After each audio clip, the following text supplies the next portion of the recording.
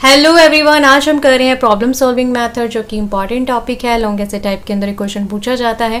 अब चाहे ये टॉपिक आपको पेडागोजी में पूछा जाए, चाहे ये किसी भी और बुक के अंदर, लर्निंग टीचिंग के अंदर पूछा जाए, हर के अंदर इसका जो कंटेंट है वो सेम रहेगा।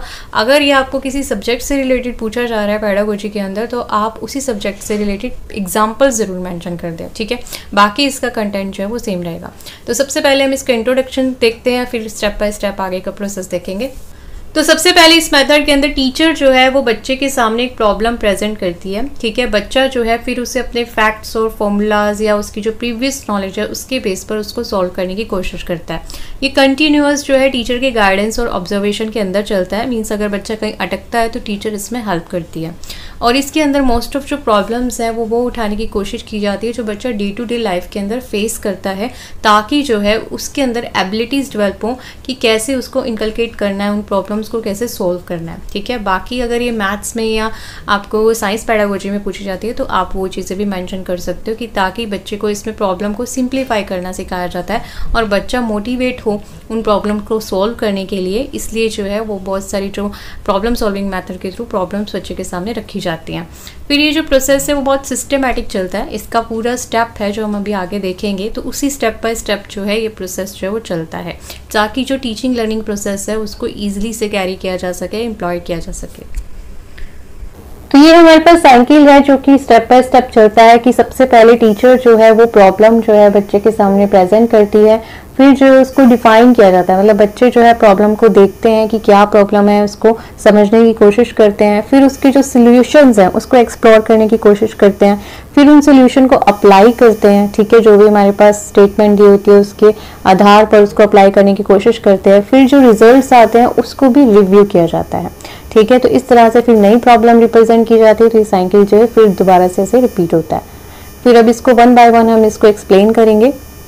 तो जैसे कि हमारे पास फर्स्ट स्टेप है कि प्रेजेंट दी प्रॉब्लम। बच्चे के सामने टीचर जो है वो क्या करती है, सबसे पहले प्रॉब्लम रिप्रेजेंट करती है, प्रेजेंट करती है। फिर हमारे पास डिफाइन किया जाता है प्रॉब्लम को। इसका मतलब है डिफरेंट तरीके से प्रॉब्लम को देखने की कोशिश की जाती है, वेरियस लेंसेज के द्वारा, मतलब डिफरेंट पॉइंट ऑफ व्यू से उसको अंडरस्टैंड करने की कोशिश किया जाता है। फिर है हमारे पास कि प्रॉब्लम सोल्यूशन, मतलब बहुत सारे क्या होता है इसके अंदर गैदर किए जाते हैं। अगर मान लो कि वैसे ही टाइम कंज्यूमिंग प्रोसेस है, ठीक है, इसके अंदर बच्चा थक भी सकता है क्योंकि एक राइट सोल्यूशन आना पॉसिबल नहीं है अगर उसको एक पूरी गाइडेंस उसको नहीं मिलती है। इसके अंदर बहुत सारी टेक्निक यूज़ की जा सकती है प्रॉब्लम सोल्यूशन के अंदर, कि एक्सप्लोर करने के लिए सोल्यूशंस को। जैसे टीचर जो है ब्रेनस्टॉर्मिंग का भी यूज़ कर सकती है, या फिर रूट कॉज एनालिसिस का यूज़ कर सकती है, ट्रायल एरर मेथड जो है वो बच्चे यूज़ कर सकते हैं, जिसके थ्रू इस टेक्निक को, जो ये स्टेप जो है वो कवर किया जा सकता है। इसके अलावा और भी जो है मेथड इसके अंदर हम अप्लाई कर सकते हैं सोल्यूशंस को फाइंड आउट करने के लिए। फिर हमारे पास apply the solution to the problem. फिर जो भी सोल्यूशन, अगर जो भी हमें राइट मेथड मिल जाता है, फिर हम उसको अप्लाई करते हैं हमारे जो भी स्टेटमेंट है उसके अंदर। और बच्चे जो है डिफरेंट सोल्यूशंस जो है उनका यूज़ कर सकते हैं, ठीक है। ज़रूरी नहीं है कि एक ही आपके पास मेथड हो या सोल्यूशन हो। आप डिफरेंट टाइप के जो सोल्यूशंस हैं उसके लिए, उस प्रॉब्लम को सॉल्व करने के लिए यूज़ कर सकते हो। फिर हमारे पास जो रिजल्ट्स आते हैं उसको रिव्यू किया जाता है कि कौन सा सोल्यूशन जो है वो इफेक्टिव रहा, वो देखा जाता है, ठीक है। फिर जो हमारे पास रिजल्ट आता है उसको जो है फर्दर चेक किया जाता है कि उसके अंदर कोई मिस्टेक तो नहीं है, ताकि उसको करेक्ट किया जा सके। तो अभी आप यहाँ पे एक या दो एग्जाम्पल्स जो है वो मेंशन कर सकते हैं। जैसे कि हमारे पास एग्जांपल है ये, which of the number 4, 5, 6 is the solution to this formula, ठीक है। इनमें से कौन सा जो है इसका सोल्यूशन हो सकता है। तो फर्स्ट ऑफ ऑल मान लो कि टीचर ने प्रॉब्लम जो है बच्चों के सामने रख दिया। अब बच्चे क्या करेंगे, सबसे पहले क्वेश्चन को ध्यान से पढ़ेंगे, केयरफुली उसको रीड करेंगे, उसको अंडरस्टैंड करने की कोशिश करेंगे कि किस बारे में है, ठीक है। फिर क्या है, कोई स्ट्रेटेजी प्लान करेंगे। बाई चांस बच्चों के सामने फर्स्ट टाइम ये क्वेश्चन है, ठीक है, तो अपने जो उन्होंने प्रीवियस ईयर में कुछ किया हुआ है या उनके पास जो फैक्ट्स हैं माइंड के अंदर, उसके आधार पर जो है उसको करने की कोशिश करेंगे। फिर जो है प्लान जो है कैरी आउट करेंगे। जो भी उन्होंने बहुत सारे सोल्यूशन जो है हो सकता है इसके अंदर पुट करें बार बार, जो एन की वैल्यू 4 को भी, 5 को भी, 6 को भी, ठीक है। हो सकता है किसी बच्चे के पास स्ट्रेटेजी है, ठीक है, कि मतलब उसको शॉर्ट, मतलब क्विकली आंसर जो है सॉल्व करना आता है, तो हो सकता है बिल्कुल करेक्ट जो है वो नंबर यहाँ पे पुट करे, बाकी 2 नंबर पुट ही ना करे, ठीक है। तो इस तरह से जो भी बच्चे का प्लान होगा, जो भी उसके पास सोल्यूशन आएंगे, उसके आधार पर उसको फिर वेरीफाई करने की कोशिश करेगा। फिर जो रिजल्ट आएगा उसको भी देखेगा कि वो जो है सही है, उसने कुछ मिस्टेक तो नहीं की, जो आंसर आया है वो प्रॉपर आया भी या नहीं आया। इस तरह से आप और भी एग्जांपल्स जो है वो मेंशन कर सकते हैं और इसको सॉल्व करके भी दिखा सकते हैं। नाउ वी हैव मेरिट्स क्या हैं प्रॉब्लम सॉल्विंग मेथड के। तो सबसे पहले ये स्टिमुलेट करता है थिंकिंग को, क्योंकि इसमें बच्चा जो है सोचता है। इसके अंदर जो है टीचर एज अ फैसिलिटेटर है, मतलब हेल्प भी करती है, उसकी गाइडेंस के अंदर सब कुछ हो रहा है, लेकिन स्टिल बच्चा जो है खुद से पहले प्रॉब्लम को सॉल्व करने की कोशिश करता है। ठीक है, फिर हमारे पास रीजनिंग, इमेजिनेशन, ये बच्चे की इंप्रूव होती है।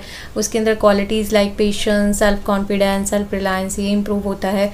फिर हमारे पास इसके अंदर बच्चा जो है उसके अंदर खुद से वो करता है वो चीज़। ठीक है, लर्निंग बाय डूइंग हो रही है यहाँ पे, तो उसके अंदर वो चीज़ ज़्यादा लंबे टाइम तक उसको याद रहेगी। फिर हमारे पास ये साइकोलॉजिकल मेथड है। ठीक है, चाइल्ड सेंटर्ड है और प्रॉब्लम ओरिएंटेड मेथड है।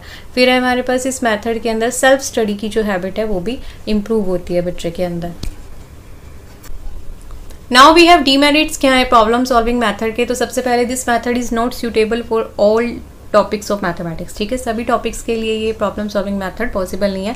फिर हमारे पास not suitable for the lower classes. ठीक है, क्योंकि जो छोटे बच्चे हैं वो अपने आप से कैसे सोचेंगे इतना सारा सोल्यूशन, उनको तो प्रॉपर बताना पड़ता है एक एक चीज़। फिर हमारे पास स्टूडेंट जो है हो सकता है इसमें गलत हाइपोथेसिस लगा रहे हैं, अपने सोल्यूशंस लगा रहे हैं। ठीक है, एग्जैक्ट उनको वो पॉइंट समझ ही नहीं आ रहा कि क्या इसके अंदर अप्लाई करना चाहिए, तो इससे क्या टाइम और एनर्जी वेस्ट होती है। फिर इससे इवैल्यूएट भी नहीं कर सकते हम कि कितनी लर्निंग हुई है। ठीक है, तो एक डिफ़िकल्ट हो जाता है इसे इवैल्यूएट करना। फिर हमारे पास teacher is find difficult to cover the prescribe syllabus. इससे अगर इसी तरह से चलता रहा, मतलब एक घंटा बच्चा सोचता रहा सोल्यूशन के ऊपर, तो पूरा सिलेबस कवर करना जो है एक डिफ़िकल्ट टास्क हो जाएगा। सो इसी के साथ हमारा टॉपिक फिनिश होता है। Thank you so much for watching, keep watching this channel, stay connected, stay blessed, stay happy.